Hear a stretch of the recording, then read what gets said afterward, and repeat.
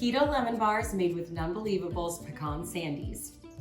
Hey guys, it's Madelyn here. I'm excited to share this recipe with you. If you are kind of trying to watch your figure this summer, or even if you're not, these are delicious either way, this is the perfect summer recipe for you. They are keto, so they are low in sugar. They're made with the Nunbelievable keto cookies, which only has 1 gram of carbs. They're also gluten-free and grain-free. And even if you don't follow any of those diets, they're definitely not taste-free. They are delicious. Whether you're trying to watch your sugar or not, I would recommend giving this recipe a shot. So let's get to it.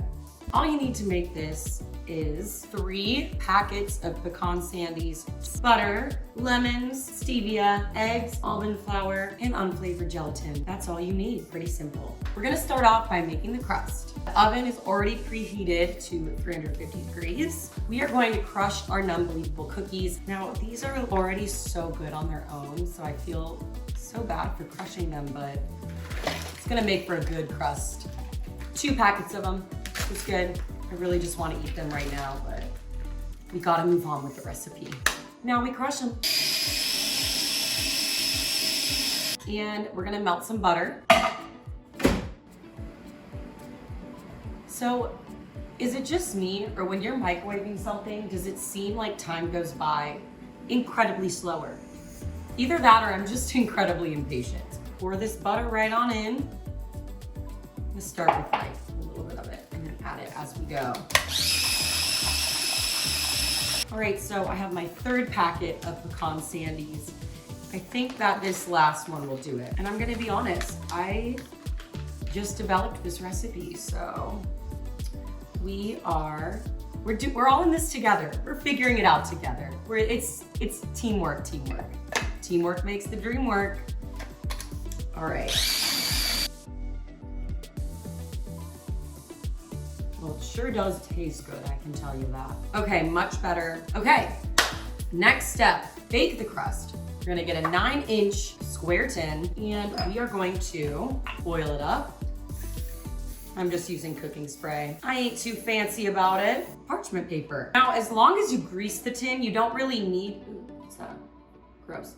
As long as you grease the tin, you don't really need parchment paper, but if you wanna be able to remove the bars out of the tin and cut them nicely, you definitely want the parchment paper because it helps you kind of scoop them out. So, and make it a little bit longer than the length of the pan, like that. And then I'm just gonna cut it so it fits the size of the tin. Just like that. I'm gonna do a little extra spray on top of the parchment just to be sure, because I've come to find in my time of baking, you can never be too sure that something's gonna come out of the pan. You heard it here first. So our pan is prepared, and we're gonna pour this delicious pecan sandy crust into the pan. You're just gonna spread that evenly at the bottom of the pan. Pop that in the oven for 8 to 10 minutes.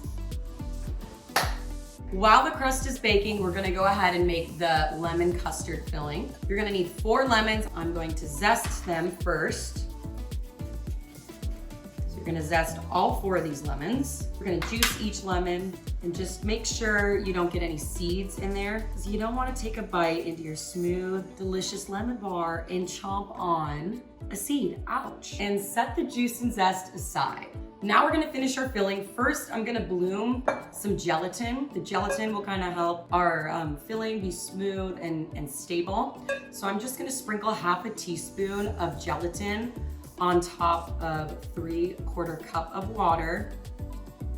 Set that aside to bloom while we make the rest of this. We're gonna add 4 eggs into a big measuring cup, 1.5 cups of stevia, and 1/4 cup of almond flour.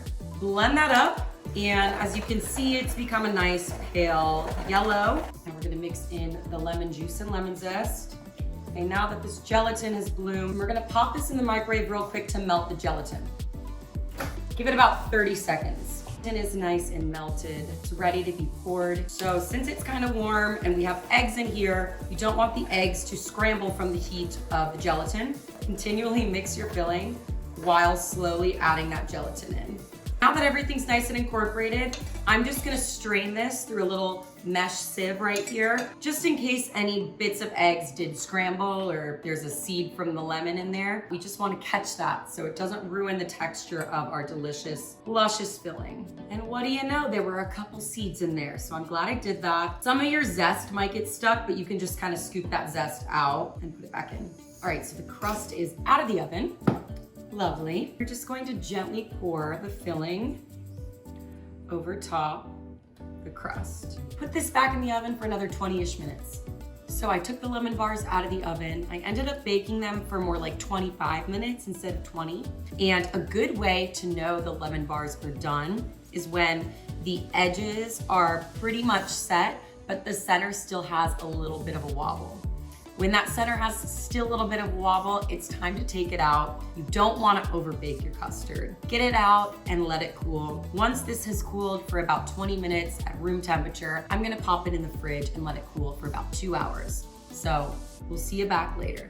The lemon bars have chilled for about 2 hours in the fridge. We're gonna go ahead and remove them. Let's garnish it a bit. This part is optional, but I always like to make everything look nice and pretty. So I'm just gonna take some powdered sweetener, over top, lemon slices. I'm gonna cut this into 9 different squares, so each square will have a lemon slice on it. Looks so pretty. And now we cut them into squares. I'm gonna trim the edges a little bit so you can see a nice crisp edge. All right, so let's give this lemon bar a try, even though I've already eaten like a ton of scraps.